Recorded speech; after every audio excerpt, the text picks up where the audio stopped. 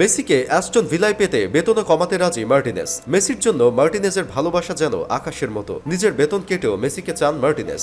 Lionel মেসির মতো খেলোয়াড়কে দলে চায় না এমন ক্লাব পৃথিবীতে নেই বললেই চলে, কিন্তু তাকে দলে টানার সামর্থ্য রয়েছে খুব কম ক্লাবেরই। যেখানে অ্যাস্টন ভিলার মতো ক্লাবের জন্য তো আরো কঠিন। তবে মেসি যদি ভিলা পার্কে আসেন তাহলে নিজের বেতন কমাতে রাজি তার জাতীয় দলের সতীর্থ ও অ্যাস্টন ভিলার গোলরক্ষক এমিলিয়ানো মার্টিনেজ। ফুটবল ক্যারিয়ারে লিওনেল মেসি কাদের প্রতি সবচেয়ে বেশি কৃতজ্ঞ? প্রশ্নটা বেশ আকর্ষণীয়। এর উত্তর হতে পারে বেশ কয়েকটি, তবে নিশ্চিতভাবে তালিকার উপরের দিকে থাকবেন আর্জেন্টিনার বিশ্বকাপ জয়ী গোলরক্ষক এমিলিয়ানো মার্টিনেজ। কোপা আমেরিকায় মার্টিনেজের অবিশ্বাস্য কিপিংয়ে চ্যাম্পিয়ন হয় আর্জেন্টিনা, যেটা ছিল আর্জেন্টিনার জার্সিতে লিওনেল মেসির প্রথম শিরোপা। এরপর মার্টিনেজ বলেছিলেন প্রয়োজনে জীবন দিয়ে হলেও মেসিকে বিশ্বকাপ জেতাবেন তিনি। 1.5 বছরের ব্যবধানে মেসির হাতেই উঠে বিশ্বকাপ, আর সেটাও মার্টিনেজের অবিশ্বাস্য কিপিংয়ে। নেদারল্যান্ডসের বিপক্ষে টাই ব্রেকার ফাইনালে শেষ মুহূর্তে অবিশ্বাস্য সেভ এখনো চোখে লেগে আছে। মেসি চলতি মৌসুম শেষে ফরাসি ক্লাব পিএসজি ছাড়বেন এটা নিশ্চিত। ফলে মেসির পরবর্তী ঠিকানা কোথায় হবে এটা নিয়েই সরগরম ফুটবল বিশ্ব।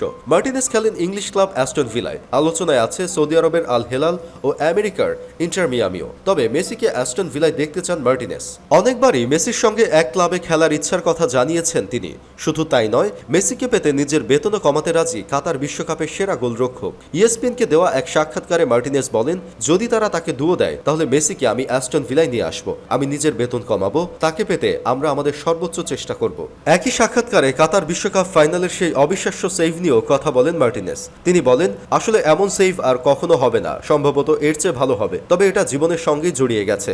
মাঠে সেদিন 80% মানুষই ছিল আর্জেন্টাইন সমর্থক। যখন বলটা ওতামেন্দির কাছে যায় আর সে বিপদ মুক্ত করতে পারেনি, তখন মুয়ানির সামনে একা হয়ে যায়। পুরো গ্যালারি 2 সেকেন্ডের জন্য নীরব হয়ে যায়। আমি ঘুমাতে গেলেও স্টেডিয়ামের সেই নীরবতা অনুভব করতে পারি। মেসিকে পেতে উন্মুখ তার পুরনো ক্লাব বার্সেলোনাও।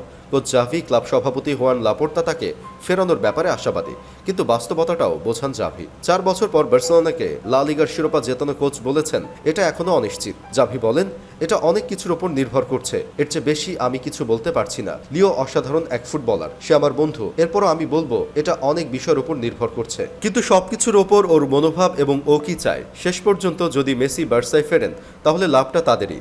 মেসি যদি বার্সায় ফেরে তাহলে কাতালান ক্লাবটির বার্ষিক আয় হবে প্রায় 23 কোটি ইউরো, বাংলাদেশি মুদ্রায় যার মূল্য প্রায় 2663 কোটি টাকা। এর একটা অংশ আসবে স্পন্সর থেকে। এই খাত থেকে আসবে প্রায় 15 কোটি ইউরো বা 1737 কোটি টাকা।